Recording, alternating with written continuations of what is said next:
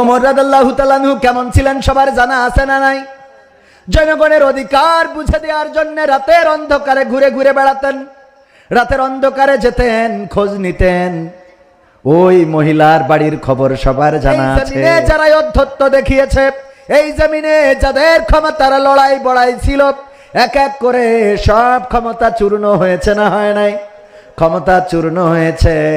আবার যারা ফাঁসির কাষ্ঠে ঝুলার কথা ছিল, এমন মানুষ ফাঁসির কাষ্ঠ থেকে আজকে সংসদের আসনে গিয়ে বসেছে। বলেন ঠিক কিনা? এই সিদ্ধান্ত কার? এমন সিদ্ধান্ত দেওয়ার মালিক কে?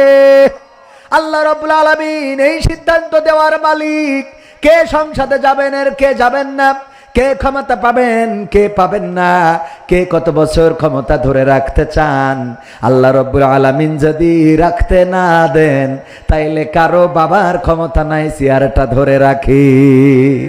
কিন্তু ক্ষমতার চেয়ার পাইলেই সব ভুলে যায়, এমন মানুষ আছে না নাই? ক্ষমতার চেয়ার পাইলেই আর মনে থাকে না এই জনগণ তাদেরকে ক্ষমতার চেয়ারে বসিয়েছে। বলেন ঠিক না বেঠে?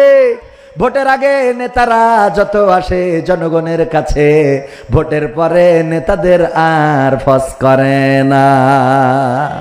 ঠিক না বেঠে? এমন নেতা এই অঞ্চলেও আছে না নাই? ভোটের আগে নেতা জানাজায়ও পাওয়া যায়, কবর খননেও পাওয়া যায়, মাটি দিতেও পাওয়া যায়, কিন্তু ভোটের পরে খাবি খায়, ক্যান্সার হয়, তাও দেখার মতো সুযোগ তার হয় না। নেতা বড্ড ব্যস্ত। এই নেতা যদি ইসলামী দলের নেতাও হয়, সে বেইনসাফি করলো। কি ইনসাফি? কথা কয় না। কি ইনসাফি করলো? বেইনসাফি। আপনি দায়িত্বশীল সংসদ সদস্য হয়েছেন তো কি হয়েছে, মন্ত্রী হয়েছেন তো কি হয়েছে, হওয়ার আগে তো আপনি জনগণের কাছে আসছিলেন, হওয়ার পরে ফাঁকে ফোঁকে একটু আসেন না। কথা কয় না। আসার দরকার আছে না নাই? যদি জনগণের কাছে না আসতে পারে, তাইলে বুঝতে হবে তাদের দিয়ে খোলাফায়ে রাশেদার হবে। খোলাফায়ে রাশেদার যদি হতে হয়, ওমর রাদিয়াল্লাহু তাআলা আনহুর ইতিহাস, তার জীবন ফলো করার দরকার আছে না নাই? আবু বকর রাদিয়াল্লাহু তাআলা আনহু কেমন ছিলেন ক্ষমতায়? আবু বকর খলিফা, ওমর রাদিয়াল্লাহু তাআলা আনহু বিচারক। হঠাৎ করে শুনলেন খাটবেড়ি একজন অসুস্থ মানুষ, তার দেখার মতো কেউ নেই। কথার কথা, খাটবেড়ি আর কি। এরকম একটা গ্রামে অসুস্থ মানুষ, দেখার মতো কেউ নেই, আপনজন কেউ নেই। ওমর রাদিয়াল্লাহু তাআলা আনহু শোনার পরে কিছু খাবার তৈরি করলেন, খাবার প্রস্তুত করে নিয়ে রওনা করলেন সেই বাড়ির দিকে। সেই বাড়িতে পৌঁছালেন, বুড়িমাকে ডাক দিলেন, ওগো বুড়িমা ওঠো, তোমার জন্য খাবার নিয়ে এসেছি। বুড়িমা বললেন, আমি তো আজকে আর খেতে পারবো না। কেন? এই তো কিছুক্ষণ আগে আমাকে খাইয়ে রেখে গেল। কে খাইয়ে গেল বাবা সেটা তো আমি জানি না। একজন মুসাফির এসেছিলেন, একজন মেহমান এসেছিলেন, আমাকে আপ্যায়ন করলেন, খাওয়ালেন, তারপরে চলে গেলেন। পরের দিন ওমর রাদিয়াল্লাহু তাআলা আনহু বেগমকে বললেন, আর একটু সকাল করে খাবারটা তৈরি করে দাও। আবার সকাল করে খাবারটা তৈরি করে দিল, নিয়ে পৌঁছালেন সেই বাড়িতে। ডাক দিলেন, বুড়িমা ওঠো, আজকে আমি খাওয়াবো। বললো, তুমি তো খাওয়াবো বাবা, এই মাত্র কে যেন খাইয়ে রেখে গেল। ওমর রাদিয়াল্লাহু তাআলা আনহু চিন্তা করলেন, কে এমন আছে এই সমাজে যে আমার আগেও এই বাড়িতে আসে। পরের দিন আর একটু সকাল করে খাবার নিয়ে যখন গেলেন, দেখলেন আবু বকর রাদিয়াল্লাহু তাআলা আনহু তার বাড়ি থেকে বের হচ্ছেন। ওমর রাদিয়াল্লাহু তাআলা আনহু বললেন, ওগো আবু বকর, এত সকালেই যে এত ভালো কাজ করতে পারে রাষ্ট্রের চেয়ারে বসে, সেই মানুষটা তো এমনিতেই জান্নাতে যায়। সুবহানাল্লাহ। এত সকাল বেলায় আজকেও তো ধরতে পারলাম না, 3 দিন হয়ে গেল আমি আসি আর শুনি কে যেন খাইয়ে রেখে যায়। আমি আজকেও সকালে আসলাম, তাও খাওয়াতে পারলাম না। দরজায় দেখা হয়ে গেল, ওগো আবু বকর, রাষ্ট্রের প্রধানতম চেয়ারে বসে এত সকালেও এত ভালো কাজ করা। আর এই ভালো কাজ যে করে তার জন্যই তো আল্লাহর জান্নাত ওয়াজিব হয়ে যায়। ওমর রাদিয়াল্লাহু তাআলা আনহু কেমন ছিলেন সবার জানা আছে না নাই? জনগণের অধিকার বুঝে দেওয়ার জন্য রাতের অন্ধকারে ঘুরে ঘুরে বেড়াতেন, রাতের অন্ধকারে যেতেন, খোঁজ নিতেন। ওই মহিলার বাড়ির খবর সবার জানা আছে, যেই বাড়িতে অনেকগুলো বাচ্চা, কিন্তু মহিলা রান্না করে হাঁড়িতে। অনেকগুলো বাচ্চা বাড়িতে রান্না করে হাঁড়িতে, কিন্তু রান্না শেষ হয় না। ওমর রাদিয়াল্লাহু তাআলা আনহু দেখতে লাগলেন যে বুড়িটা কি করেন। রান্না যখন চুলায়, বাচ্চারা কান্না করছে, মা আর কত সময় লাগবে, আর কত পরে খাবার দিতে পারবা গো মা। রান্না করতে করতে একে একে বাচ্চারা সবাই ঘুমিয়ে গেল, কিন্তু রান্না শেষ হলো না, এবার চুলাটাও নিভিয়ে দিল। ওমর রাদিয়াল্লাহু তাআলা আনহু বাড়িতে ঢুকলেন, সালাম বললেন, তারপরে বললেন, ওগো মহিলা, ওগো বুড়িমা, কি এমন রান্না করছিলে যে এখনো রান্না শেষ হলো না? আবার তোমার বাচ্চারা ঘুমিয়ে গেল, তাদের খাওয়াতেও পারলে না। মহিলা বলল, দেখো আমার হাড়িতে ছোট ছোট কিছু পাথর, এই পাথরগুলো আমি এই মরুর প্রান্তর থেকে কুড়িয়ে এনেছি, এই পাথর রান্না করি। বলো দেখি মুসাফির, এই পাথর রান্না হয় নাকি? সেদ্ধ হবে নাকি কখনো? ওমর রাদিয়াল্লাহু তাআলা আনহু বললেন, এটা তো কখনো সেদ্ধ হতে পারে না, এটা সিদ্ধ হবে না। কেন রান্না করছিলে? সন্তানরা খাবার খেতে পারলো না, ঘুমিয়ে গেল একে একে। ওই মহিলা জবাব দিয়ে বললেন, ওগো মুসাফির, আমার বাড়িতে রান্না করার মতো কোনো সামগ্রী নাই, আমার বাড়িতে রান্না করার মতো কোনো খাদ্য নাই। আমার বাচ্চারা ক্ষুধার যন্ত্রণায় কাতর, তাদেরকে সান্ত্বনা দেওয়ার জন্য আমি পাথর জ্বালাচ্ছিলাম, ওরা যেন সান্ত্বনা পায়। এই সান্ত্বনা পেতে পেতে এক পর্যায়ে ঘুমিয়ে যাবে, তারপরে আমি চুলা নিভিয়ে দেব, এটা আমার চিন্তা ছিল। যখন ঘুমিয়ে গিয়েছে, চুলাটা নিভিয়ে দিয়েছি। ওমর রাদিয়াল্লাহু তাআলা আনহু বললেন, বুড়িমা, আমি একটু যাব আর আসবো। বাড়ি চলে গেল দরবারে, মসজিদে নববীতে তাড়াতাড়ি করে আটার বস্তা মাথায় নিয়ে ছুটে আসছেন। কর্মকর্তা কর্মচারী যারা ছিল ডাক দিয়ে বলল, ওগো ওমর, নিজের মাথায় আটার বস্তা, এটা কি আমাদের মাথায় দেয়া যায় না? ওমর রাদিয়াল্লাহু তাআলা আনহু বললেন, দিতে পারতাম, যদি তোমরা কথা দিতে পারতে, পরকালের ময়দানে আল্লাহ যেদিন গুনাহের খাতাটা আমার কাঁধে দিয়ে দেবে, ওই খাতাটা যদি তোমরা কাঁধে নিতে পারতে, তাইলে আমি আটার বস্তাটা তোমাদের মাথায় দিয়ে দিতাম। আল্লাহু আকবার বলবেন। কেমন নেতা ছিলেন! আটার বস্তাটা মাথায় করে নিয়ে আসলেন, বুড়িমাকে ডাকলেন, আটা প্রস্তুত করলেন, রুটি বানাতে সহযোগিতা করলেন, তারপরে চুলাতে ছাকলেন, নিজে বাচ্চাদেরকে ডেকে উঠালেন, তারপরে নিজ হাতে করে ওই বাচ্চাদের মুখে রুটির টুকরাগুলো তুলে দিলেন। বাচ্চারা সবাই তৃপ্তি সহকারে খাইলো। বুড়িমাকে খাওয়ালেন, বললেন, আপনিও আহার করে নেন। যখন সবাই তৃপ্তি সহকারে খাওয়া হয়ে গেল, চলে আসছেন, ওই বুড়িমা, ওই মহিলা লোকটি বলল, আমি একটু তোমার জন্য দোয়া করতে চাই ওগো মুসাফির। দুটি হাত তুলে দোয়া করলেন, ওগো রব, তুমি যদি এই মদিনার রাষ্ট্রে ওমরের মতো একজন খলিফা না দিয়ে এই মুসাফিরের মতো একজন খলিফা করে দিতে, তাইলে এই আরবে মানুষ আর অনাহারে থাকতো না। ওমর রাদিয়াল্লাহু তাআলা আনহু বললেন, কালকে মসজিদে নববীতে আসবেন, সেখানে আমি থাকবো, দেখা হবে, যদি সম্ভব হয় কিছু সহযোগিতা করতে পারবো। পরের দিন যখন বুড়িমা ওমর রাদিয়াল্লাহু তাআলা আনহুর দরবারে গেলেন, মসজিদে নববীতে গেলেন, যাওয়ার পরে দেখলেন গত রাতে যিনি আটা বানিয়ে খাইয়ে, যিনি রুটি বানিয়ে খাইয়েছেন, যিনি আটার বস্তা মাথায় করে এনেছিলেন, আটা প্রস্তুত করেছিলেন, রুটি বানিয়ে খাইয়েছিলেন, তিনি আর কেউ নন, তিনি হলেন স্বয়ং ওমর রাদিয়াল্লাহু তাআলা আনহু, আজকে যিনি খলিফার আসনেই বসা। এমন নেতার দরকার আছে না নাই? এমন নেতা সারা জীবন শুনিয়ে গেলাম, কিন্তু পাইলাম, কথা কয় না, পাইলাম। এমন নেতার দরকার আছে না নাই? আমরা পরীক্ষা করতেছি, দেখা যাক এমন নেতা পাওয়া যায় কি না যায়। এমন নেতা যদি না পায়, তাইলে বুঝতে হবে আমাদের নেতা নির্বাচনেও ঝামেলা আছে না নাই? কথা কয় না। নেতা নির্বাচনে ঝামেলা রাখা যাবে। যেই নেতা খোলাফায়ে রাশেদার কায়েম করতে চায়, আমরা সেই নেতার পক্ষে আছি না নাই? এমন নেতার দরকার আছে না নাই? রাসূলের সুন্নাহ মেনে চলবে, আল্লাহ রাব্বুল আলামিনের দেওয়া হুকুম আহকাম মেনে চলবে, সংসদে কোরআনের আইনের পক্ষে কথা বলবে, সংসদে আল্লাহর দ্বীন কায়েমের জন্য যিনি কথা বলবেন, এই দ্বীন কায়েম করার জন্য তাগিদ করেছেন কে? ইয়া আইয়ুহাল্লাযীনা আমানু হাল আদুল্লুকুম আলা তিজারাতিন তুনজিকুম মিন আযাবিন আলীম। আমার আল্লাহ বললেন, ওগো ঈমানদারেরা, আমি কি তোমাদের এমন একটা ব্যবসার কথা বলে দেব যেই ব্যবসা করলে তোমরা কঠিন জাহান্নামের ভয়াবহ আযাব থেকে বেঁচে যাবে। তুমিনুনা বিল্লাহ ওয়া রাসূলিহি ওয়া তুজাহিদুনা ফি সাবিলিল্লাহি বিআমওয়ালিকুম ওয়া আনফুসিকুম যালিকুম খায়রুল লাকুম ইন কুনতুম তা'লামুন।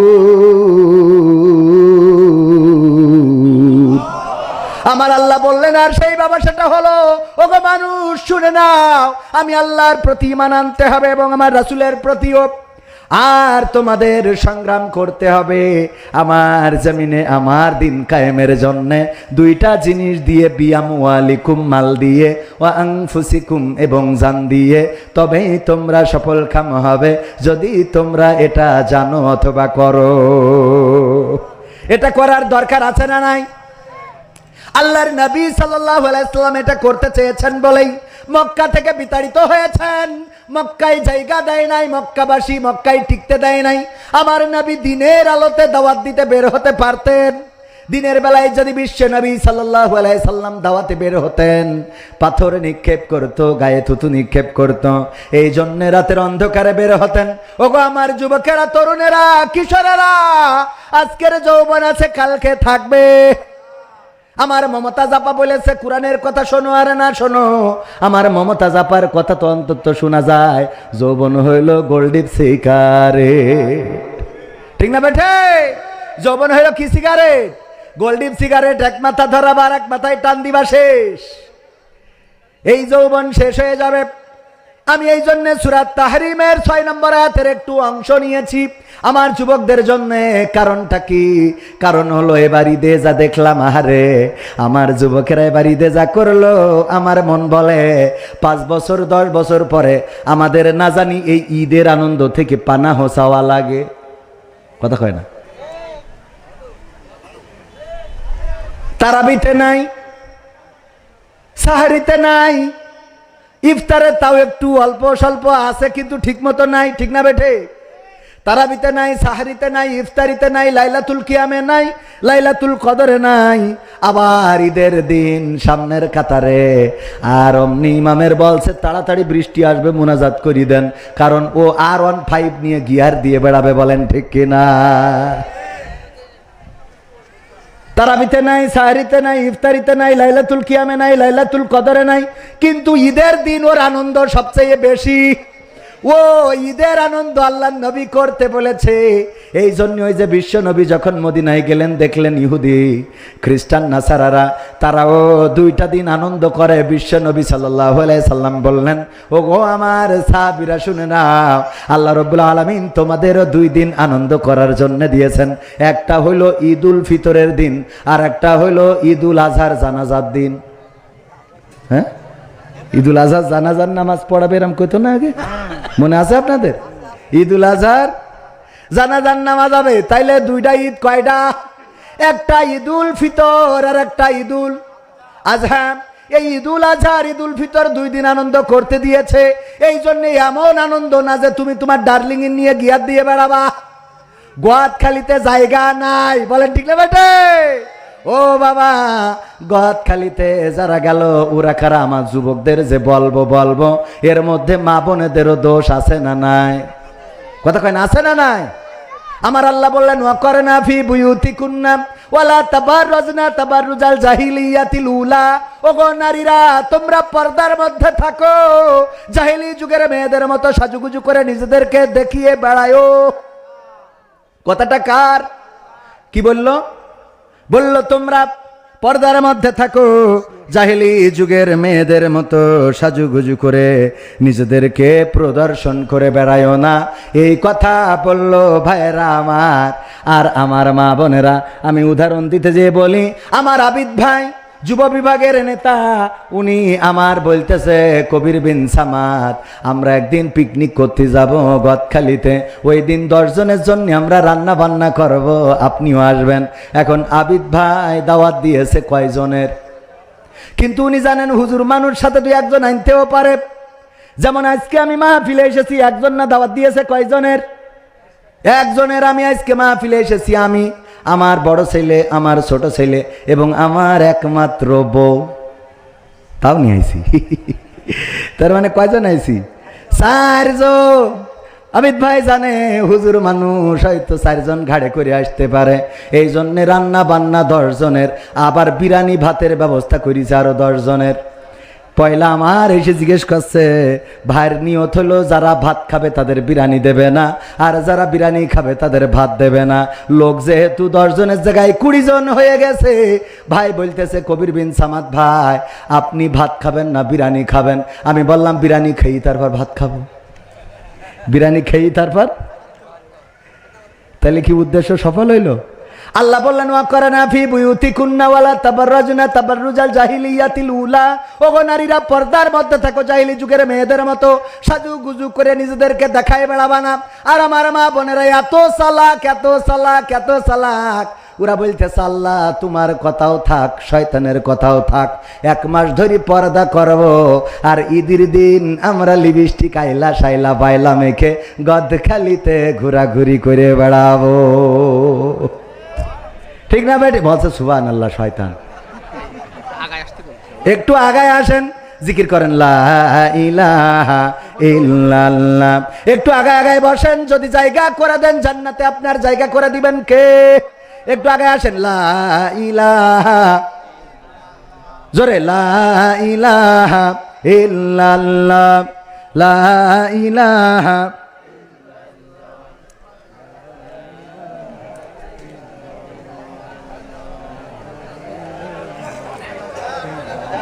লা ইলাহা ইল্লাল্লাহ, লা ইলাহা,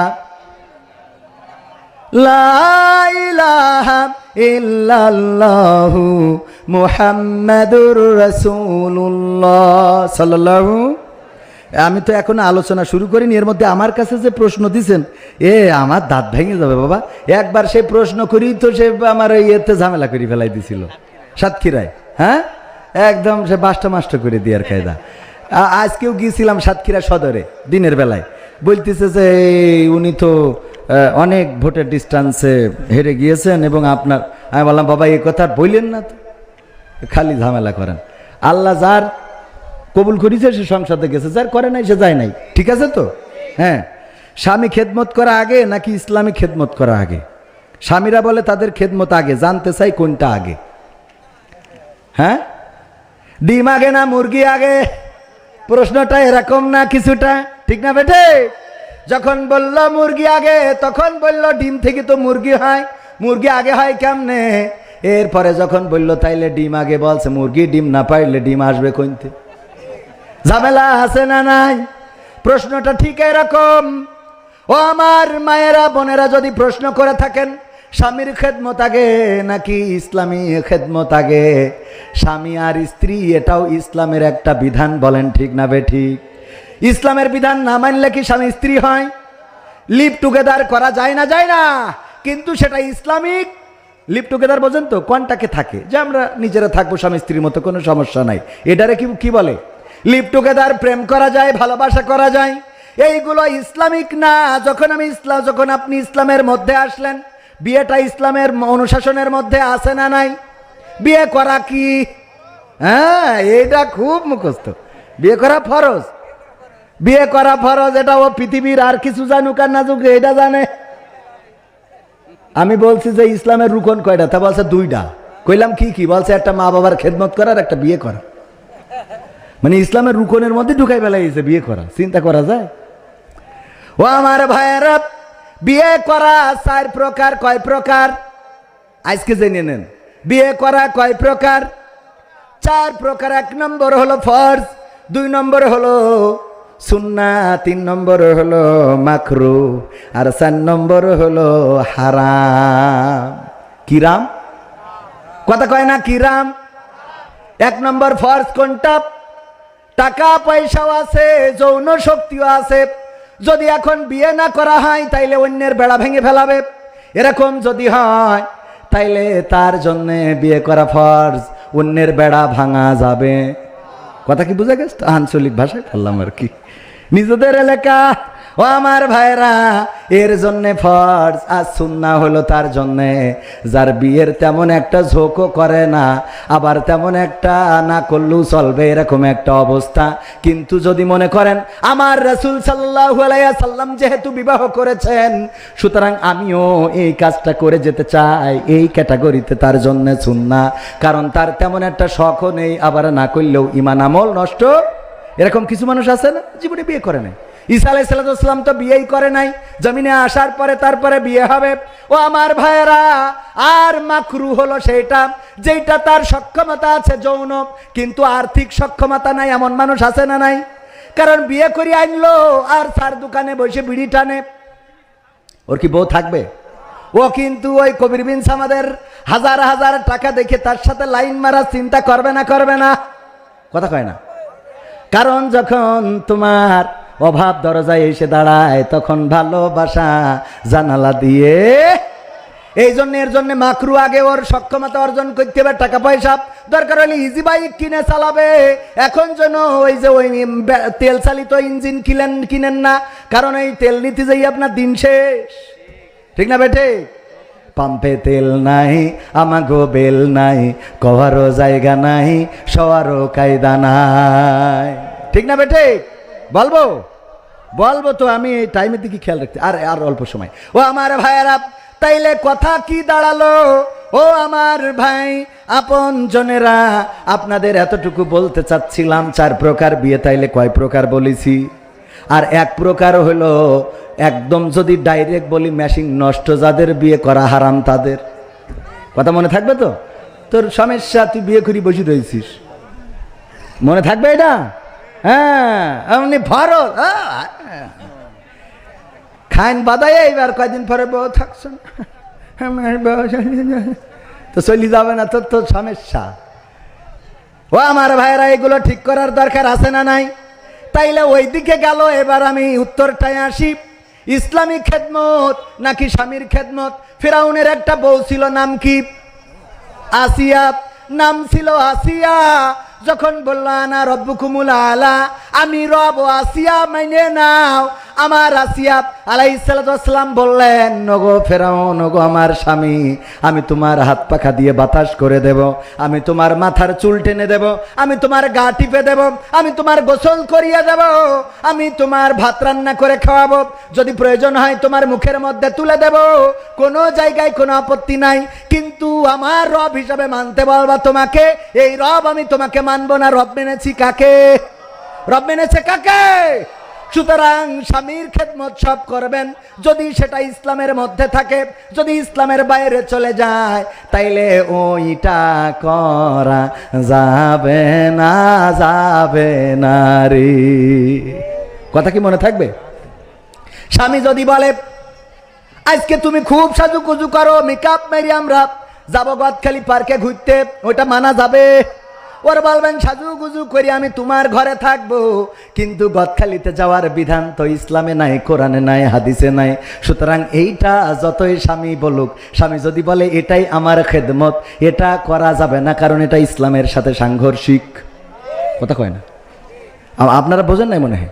ইসলামের সাথে এটা কি সাংঘর্ষিক, ইসলামের বিরুদ্ধে যায়। এমন খেদমত স্বামীর করার দরকার, যেটা ইসলামের মধ্যে আছে সেইটা করা যাবে। এবং সেই খেদমতটা হইতে হবে অবশ্যই যত রকম ভাবে করা যায় স্বামীকে। যদি কোনো স্বামী পছন্দ করে পরিমণির মতো ড্যান্স, তাইলে তার ঘরে বসে পরিমণির মতো ড্যান্স করা যাবে, কোনো অসুবিধা নেই। আপনি তাকে নাকি দিন দে বাড়ি। কথা কয় না? এইটাই সওয়াবের কাজ। সুবহানাল্লাহ, এটাই কি কাজ?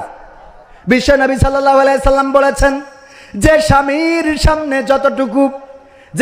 সামনে যত বেশি অশ্লীল হতে পারবে,